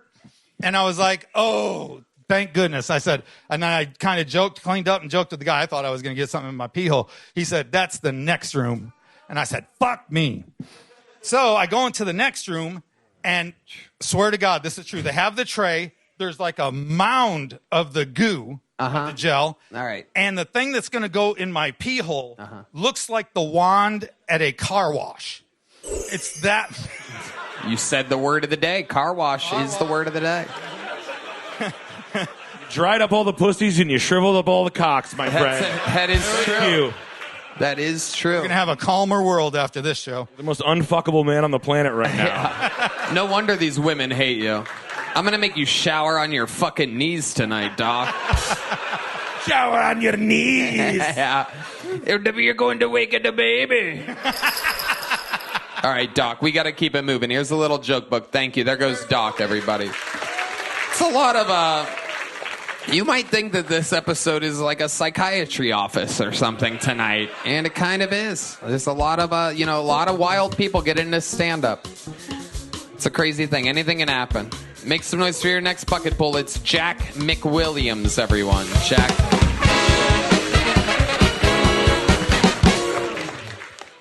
I hooked up with a girl who put on music to set the mood. I was about to go down on her when the song Cola by Lana Del Rey came on. For those that don't know, the first line of that sexy song is, "My pussy tastes like Pepsi Cola." So that threw me off, I'll be honest. I was not expecting her to taste like the choice of a new generation, Didn't seem sexy to me, but I didn't want to ruin the moment, so I just asked her, can I go down on you? She said, is Pepsi okay? Not my first choice, you know. I ordered an ice cold cock. Let me hear you, fellas. Homophobic crowd. Seriously, there's no way that Lana Del Rey thinks it's sexy to taste like nobody's favorite beverage, right? That's got to be an advertisement for Pepsi. That product placement sticks out more than a shockingly clean car on The Walking Dead. I'm watching that show like, how did they get a brand new Chevy Silverado in the 5th year of a zombie apocalypse? All right, I'm Jack McWilliams. Thanks so much. Jack McWilliams. This guy seems stable. He looks like a comedian. He acts like a comedian. He moves like a comedian, doing jokes. Yeah. This is a relief out of this bucket tonight, Jack. How long you been doing stand-up? Tonight. Yeah. 10 years this Valentine's Day. 10 years this Valentine's Day. What made you start on Valentine's Day 10 years ago? That was the day when there was an open mic and I clearly was single. Yeah. I love it. So 10 years, where'd you start at? I was in Bloomington, Indiana when I was in college, but I was in Chicago for 8 years. Okay. You live here now? So I'm in a long-distance relationship with a girl who lives in Austin, and I'm a golf caddy, so I go like 6 months at a time. Nice. I was just passed on another callback to be a door guy here literally tonight. So Oh, wow. hopefully I get that. Oh, that's amazing. Yeah. Fuck yeah, that'd be great. What an amazing thing happening here. Yeah. Hire him, the guy says. Charge this guy. I love it. Yeah. Is that Adam Egan? Yes. So you met Adam tonight. You met him last Monday. And he told you to come back for another one tonight, and you did good tonight. Yep. And he said you have a chance of being a door guy. Yeah. He said he has to December check his thing. 22nd. Yeah. They have to do a little FBI, little research into Right. you. He was like, you said jokes, you look stable, but let's really find it out. We'll give you a month to... Now they'd go through a high-level research thing. Right. I've got to battle 8 different jiu-jitsu. Yeah, exactly. Rogan's Club, the video game. I've got a month to get it all down, so I think I'm a shoo-in. What do you mean you got a month? What to is learn all the jiu-jitsu. Oh, exactly. Just a little jiu-jitsu riff. We'll get back. No, totally. I love it, Jack. So you're a professional golf caddy. Yes. And how long have you been in a relationship with a girl from Austin? 2 years next month. Nice. What does she do? She works at HEB. She's a manager of the... She's an American hero is what she is. That's right. Wait, what's HEB? Oh, you don't know about HEB, Harlan? We're Canadian. We don't know what that is. You're Canadian, too? I'm just a piece of shit French Canadian. I'm like half. Wow. I'm French Canadian, too. Yeah. Oh, my God. Cousins. Yeah. What's an HPV? No, HEB. HPV. HEB is the world's greatest grocery store, ladies and gentlemen. Now, it sounds like, hey, what do you mean world's greatest grocery store? Like, what does that even mean? All grocery stores are created equal. Mo, my friend, every single thing in HEB is better than every single thing anywhere else. Literally, in every single way. If anything has the HEB logo on it, even if it looks like it's generic, it's better than the actual product that it's competing with. Can I ask a question? You can ask any question you'd like. I would love to answer it. We love HEB. That is not even a paid sponsorship, by the way. That is just our hearts. And How's it is the lasagna? A fucking unbelievable. Can I tell you something? 22 layers. Good fucking luck, buddy. I put one in the oven on my way here. No, yeah. Fuck off. I slow cook it. I put it on before the show. I come to sound check. Yeah. Good fucking luck, you French Canadian. You'll never get up to 22 layers. You would need a goddamn crane to pull off such a feat. The lasagna. Layer? I barely know her.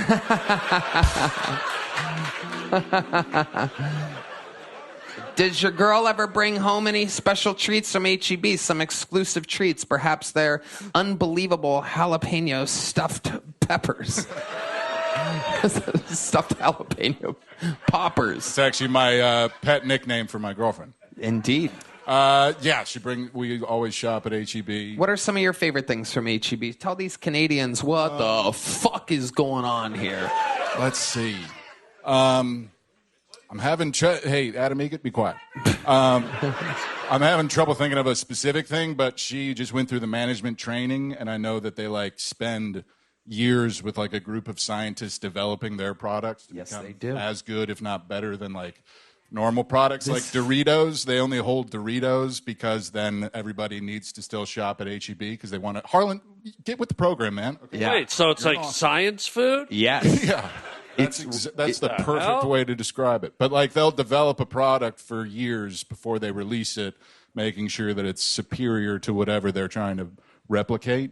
So like, look, it's real. Sodas. What you have to understand is that it's real, and it's a fucking anomaly. And you kind of hear about it when you first get here. You know, I'm Red Band, and I've been here 5 fucking years now, and you learn a lot. HEB in for 5 years, and different HEBs actually have different specialists and chefs and cooks and stuff that specialize in different things. For example, speaking of Bernie, I was at my buddy's ranch in Bernie a couple weeks ago, and it turns out their bakery is literally out of fucking control, to where the guy, my buddy Nick's dad, is like, hey man, you gotta try these motherfucking snickerdoodles, baby. And I'm like, what? I'm not a big cookie guy, I'm not into sweets. He's like, no, you gotta try the fucking snickerdoodles from the HEB, baby.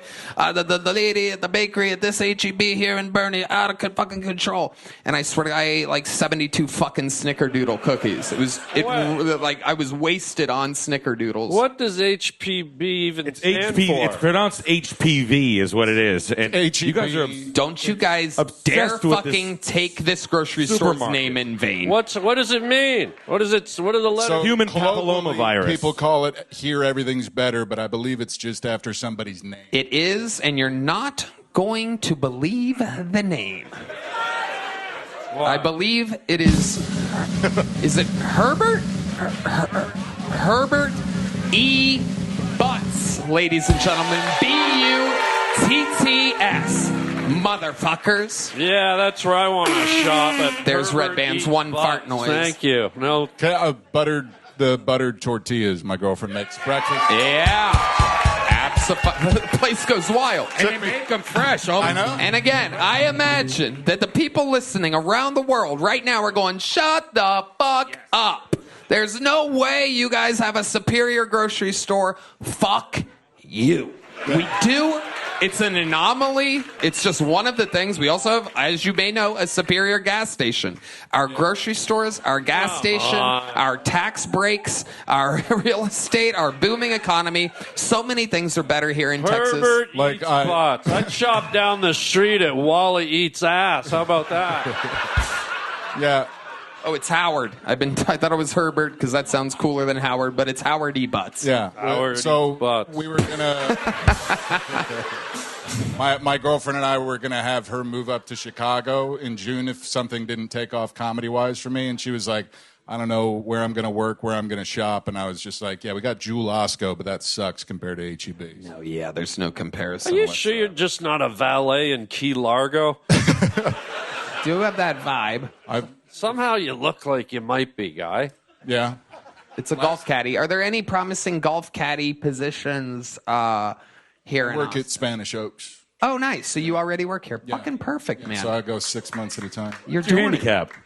Oh, I play the least amount of golf I ever have now that I caddy, so like bogey golf, but I was like a 10 in college, so good enough to keep up and have fun. Perfect. Look like you smash it. Yeah. Yeah. You do, Jack. Congratulations, Jack. A fantastic performance. Jack, are you around Wednesday for a secret show? Yes, sir. Boom. Doing the secret show. Boom. On a real gig.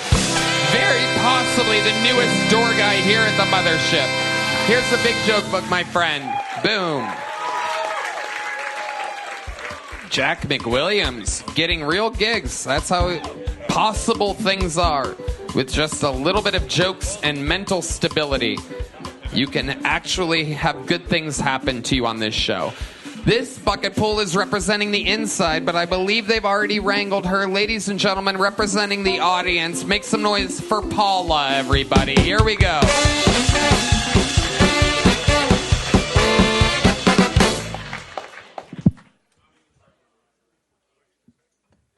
Hi, I'm going to do something a little different here. I'm not going to talk about the number one topic usually on this show, which is dicks. I'm going to talk about a former Olympic sport. You might not notice, but I was a competitive athlete at one point. I'm kind of surprised too. Anybody want to guess what sport that might have been?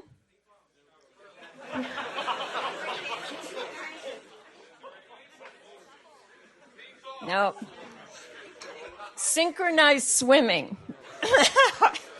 That's what made me question the Olympics. If I could do it, I'm not convinced. Oh gosh. So what made me realize that I couldn't take my gift to the next step was because I hated getting my hair wet. One more. One more joke.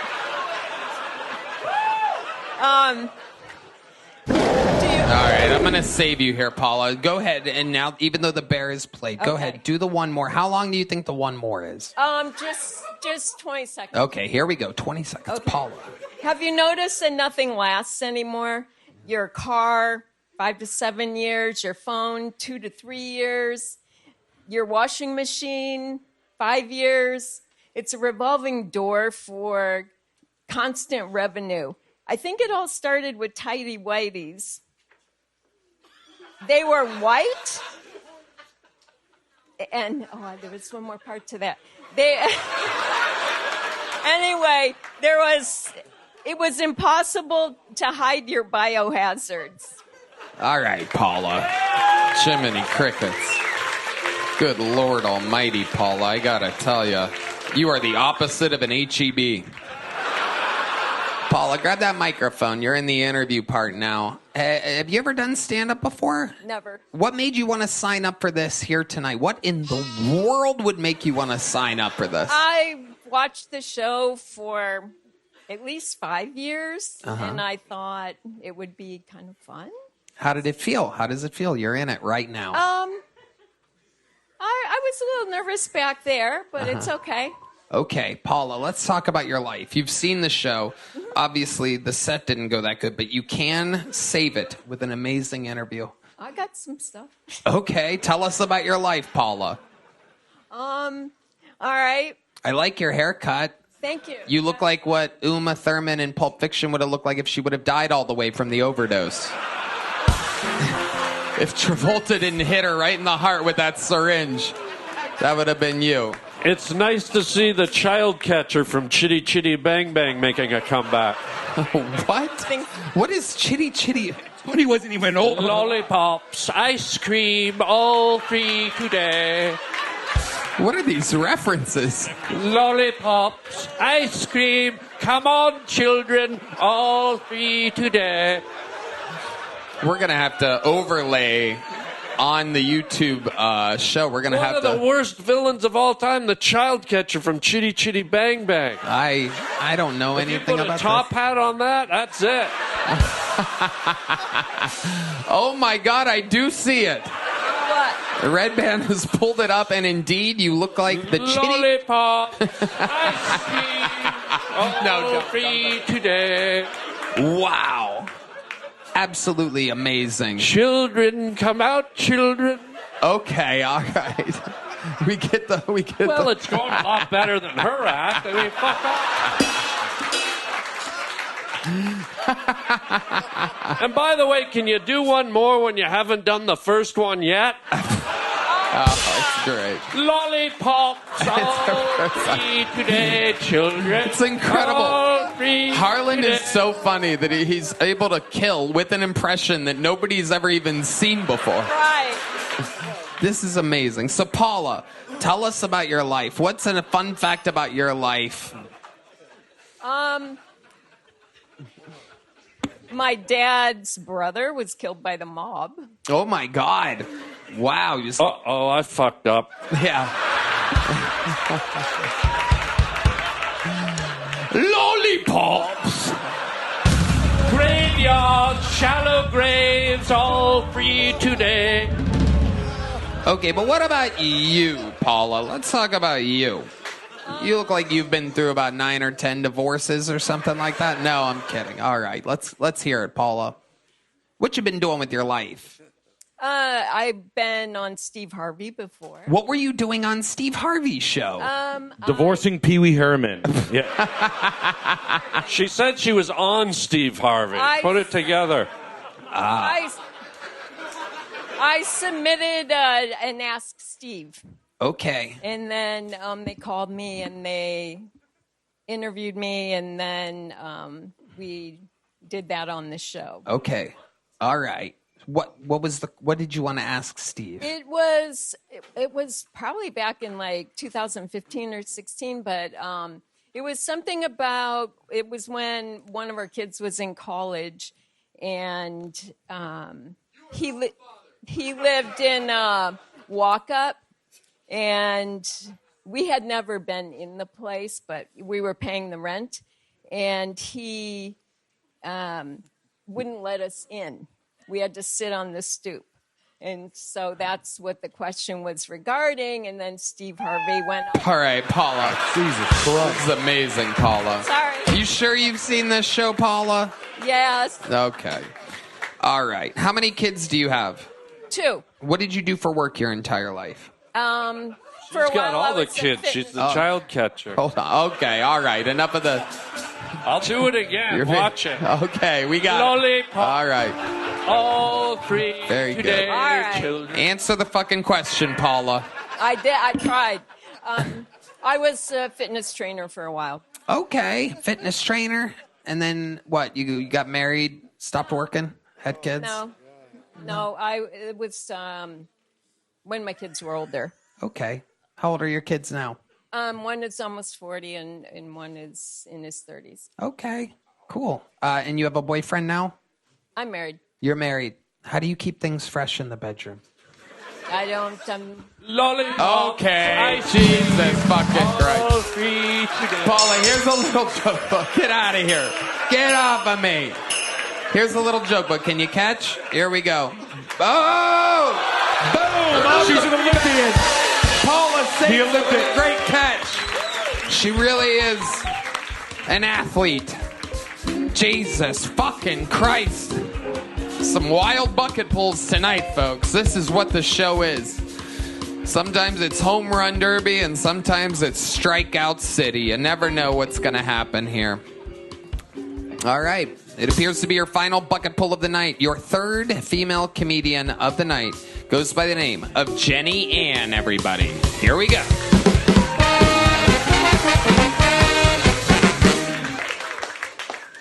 Hi, everybody. Hello. So I've been thinking about my celebrity doppelganger, and I finally found it. It's the nerd emoji. Yeah, I've been a nerd for a really long time. Back when the internet asked women one question, you probably know, was it hot? Were you hot or were you not?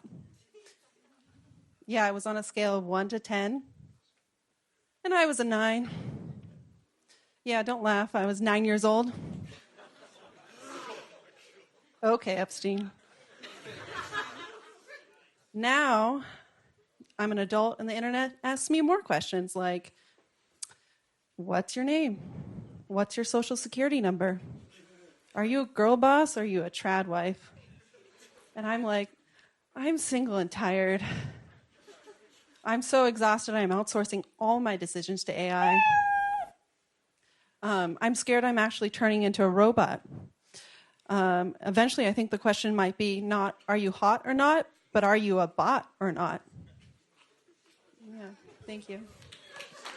God. Fucking strike me down. Just slit my fucking throat. I think I might be able to save this one. Can I see your picture here? If you do the fucking thing, I'm gonna blow my brains out. Oh my God, you're gonna... Lollipop. All free today, children. I saved it. Fuck off, I saved it. That is amazing. Jenny Ann, you've been on this show before, correct? Yeah, I sold a 69 Mustang on your show. Oh, that's right. You pitched a 69 Mustang, and then you ended up selling it. Yeah, to a dad and his sons, and they're going to fix it up. Nice. Very good. How exciting. What else is going on in your life, Jenny? You've had enough time to maybe think about what else you could have talked about in the interview portion of the show since the last time you were on. Any fun facts about your life or anything interesting about you? I don't know where to begin. Any one of the things would be where to begin. Any one of the things. I used to run a lot, and I ran in college, and then after college, I was briefly a shoe model for Hoka shoes. Oh, wow. Yeah. How much did that pay? How much does a shoe model pay? Is your face in the things, or is it like... No, just, we were chased by a giant marshmallow to explain how soft Hoka shoes was. Wow. Well, I have good news. The giant marshmallow sits right next to me now.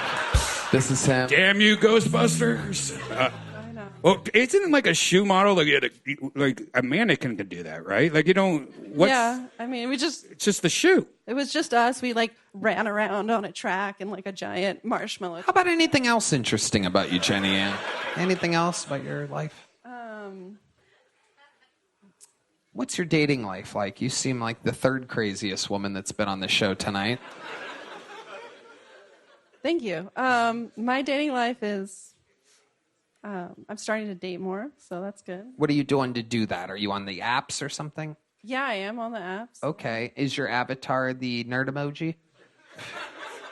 What does your bio say on these apps? Basically looking for someone who likes to make things and go on long walks and get coffee. Wow. No, so boring. This is one foxy dork right here, Tony. Jesus Christ. It is. Are we hitting it off? Yeah, like you keep looking at me. I'm married. I can't, but goddamn. No. I still think No? she's like a dominatrix or something. Like Yeah, how there's she's something- or there's something in it. I think she's got a Gilligan's Island fetish. Oh, another super topical Harlan reference. We've eked our way to the early 70s, ladies and gentlemen. I'm this close to pulling out the lollipop. Oh, my God. All right. So, Jenny, give us an example. Like the last date that you went on, what was that? You matched with somebody and then you met them for coffee or something? Give Yeah, us... we went for a walk around Lady Bird Lake. Okay. Don't worry, I'm not the Lady Bird Lake killer. All right. Keep going, Jenny. That's not funny. Just keep going. It's just crazy. It's crazy what's going on here tonight. It's the least funniest people. Like, I'm going to sign up for Kill Tony. I've never had narcolepsy, but I think I'm about to get it real quick. Policy. That's what? Okay. Let him sleep before he does the lollipops thing. Lollipop, I all be today, children. All right, okay. So, Jenny, you went for a walk around Lady Bird Lake, and then the date. What happened? I told him about what I did last week. What did you do the week before? I went to Las Vegas to help sell AI guns. Okay. All right. Okay. So then what happened on the fucking date, Jenny? Jesus God. Just somehow I made him laugh. I don't. All right. Tony, she's boring. Yeah, it is incredible. God damn, she's... Jenny, last question I could possibly ask you before we... I think this might be a new thing, just the new wait a year program. Before I put you on a year of no sign-up allowance. Bring back blacklist. Give us something fucking interesting about your entire life. Anything could work right now. Anything. It was the car, wasn't it? You sold a Mustang and that was it. That was your entire personality last time you were on. And now you're back. Yeah, I'm back. What? I get. You've seen the show before. I watch it every Monday. And you see, like, I'll ask somebody a question and then they'll answer honestly and I'll say something. Okay, most interesting thing about your fucking life. 200 body count. Again, we keep answering for you here, Jenny Ann. You're not saying anything while claiming that you're answering honestly. It's normally not this hard. You can say anything. Any fucking thing. Any fucking thing about your entire fucking life.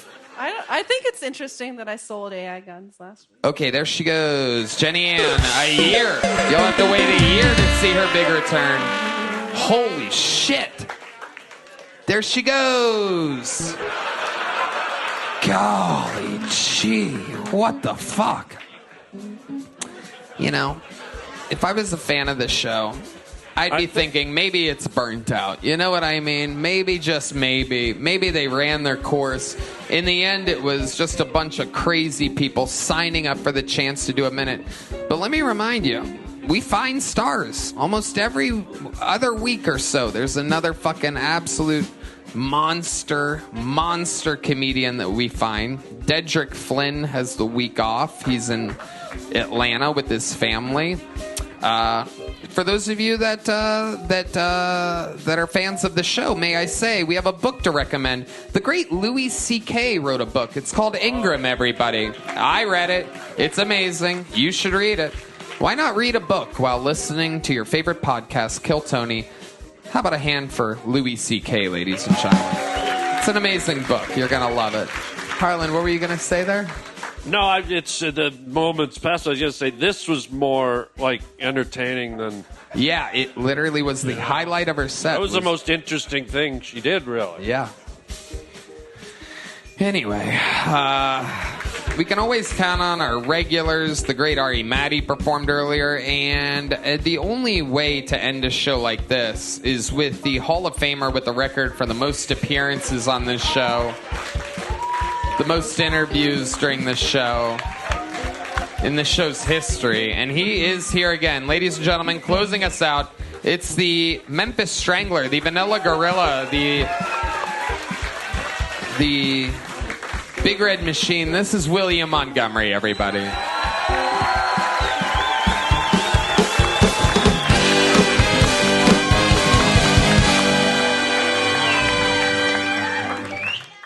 Did y'all know that a woman discovered Kevlar and then she said, I'll just turn this into a little vest? I recently asked ChatGPT if AI would one day replace Red Band's job as podcast producer, and it responded, you mean Red Band hasn't been replaced yet? I watched Donnie Darko dubbed in French the other day, and I definitely didn't know what the fuck was going on.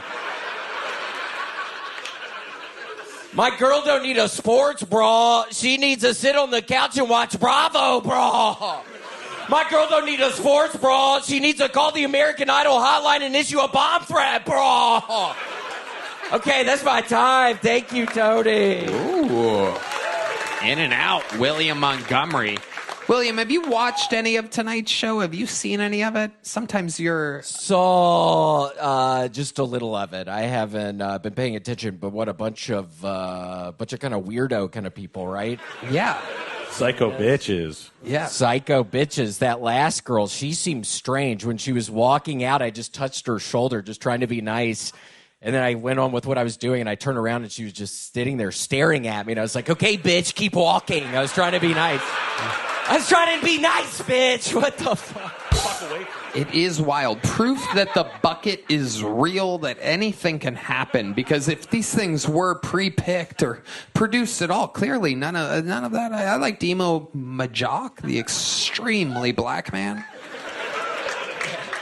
And yeah, the caddy, the Jack McWilliams was fun. And then there's just funny. You and Ari Maddie. Yeah, well, I've been so busy up there. I've been hanging out with Ari Maddie's friend, also from Estonia. He will not get off my back in the green room. It's Tony. There's an Estonian comedian that's annoying you in the green room? It's really... No, I'm kidding. He's been very nice. I only briefly said hello, but he seemed very nice. No, yeah, I don't... What have I been doing up there tonight, Tony? I'm trying to even think about what I've even been doing up there tonight. Not a lot. You're asking me what you've been doing in the green room while we've been taping the show? Huh? Nothing. All right. William, how's life been going for you? What have you been up to? Not good, Tony. Well, it's not funny. No, not good. I got to snap out of it. I haven't done the fucking row machine in 3 weeks. I've been fucking... What made you stop rowing? Get my sciatic nerve, and then I was worried I was going to just stop doing it. Now I've just stopped doing it, so I've got to get back. I've been in this horrible funk. I've been in it for 3 weeks now, so I just got to get out of it, Tony. I've been on fucking eBay. I bought all the fucking Oriental rugs I can literally fit in my place, and now I'm on to lamps. Now I'm buying a bunch of lamps on fucking eBay, but I'm a little worried because I got this really cool kind of old school looking ashtray, and the package finally arrived today, and it was broken. Why didn't you buy it from me, William? We're fucking friends, man. Yeah, you could go to Nick Rochefort's antique store at Shamanic's What the fuck are you house. talking about? You told me. No, you don't have very good-looking rugs. I looked at your fucking rugs, dumbass. I have good-looking rugs on this. It's great rugs. Chamonix house. Shamanic's house.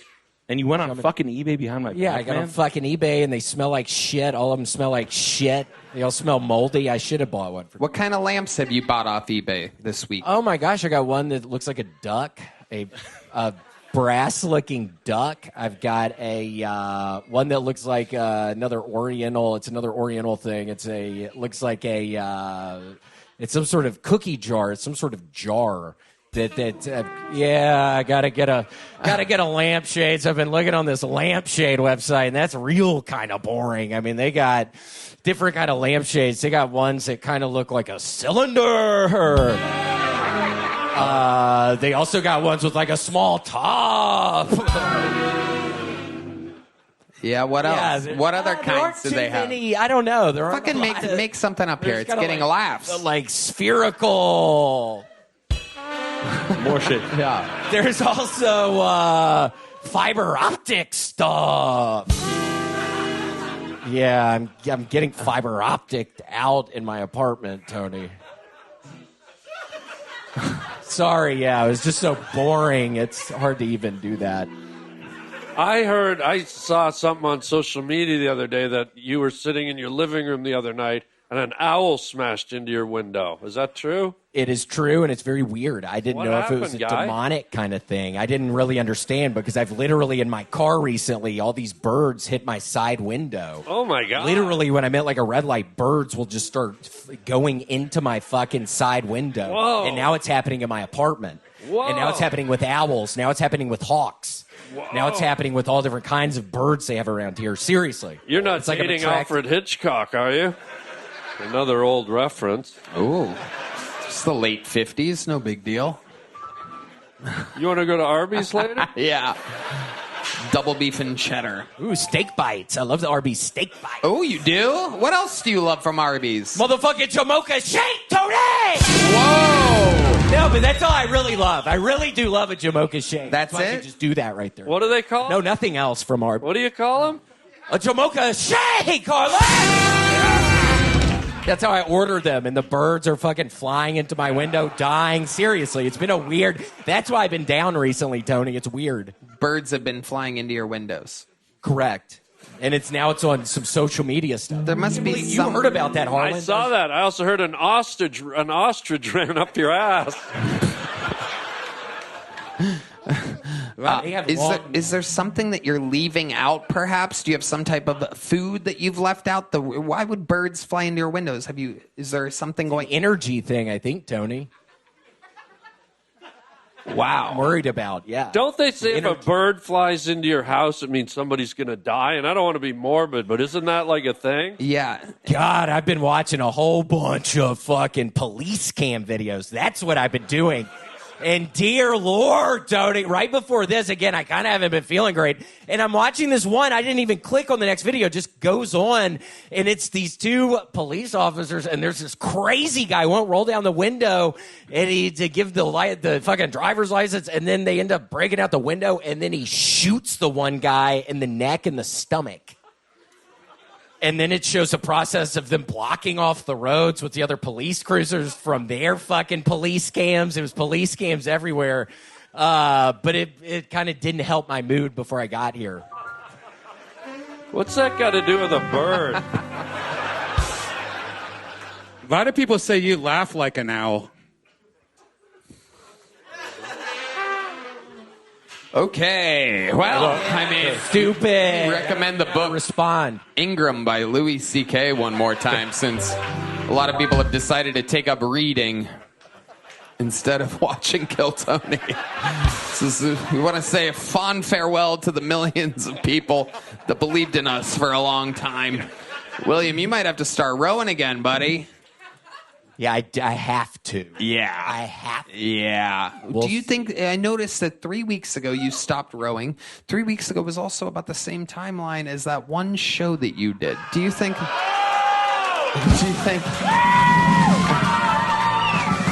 there's any correlation to you stopping working out, birds flying into your windows?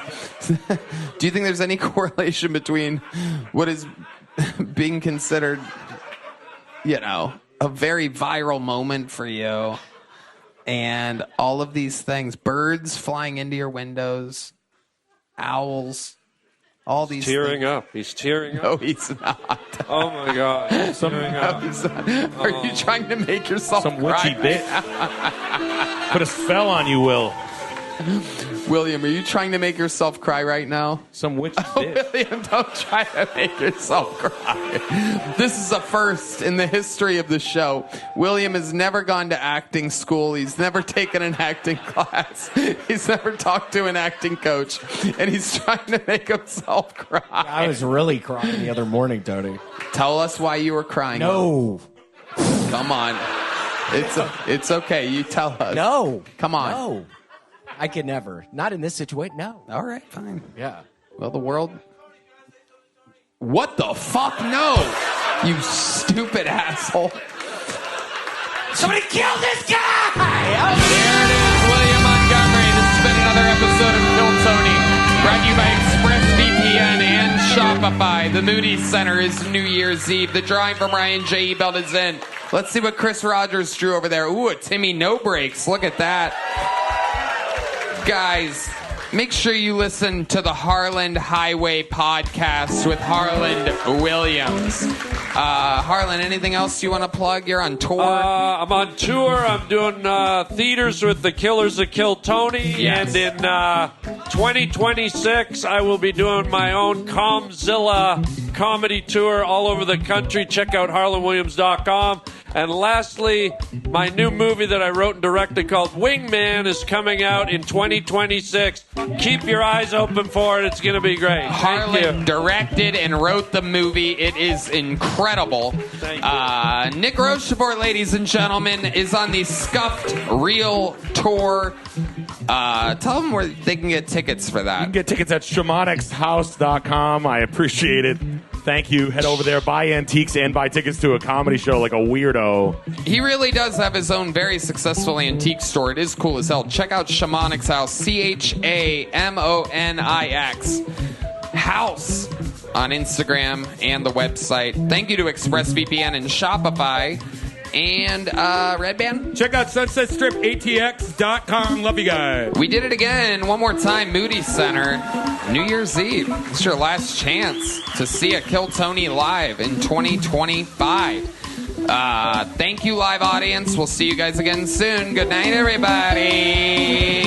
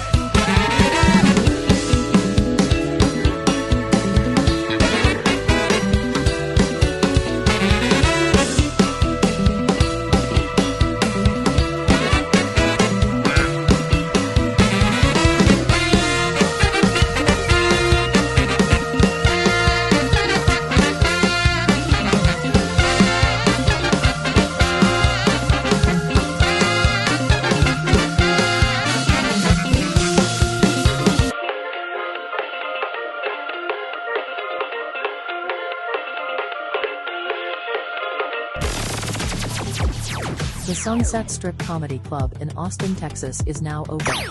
Check out Red Band's secret show every Thursday.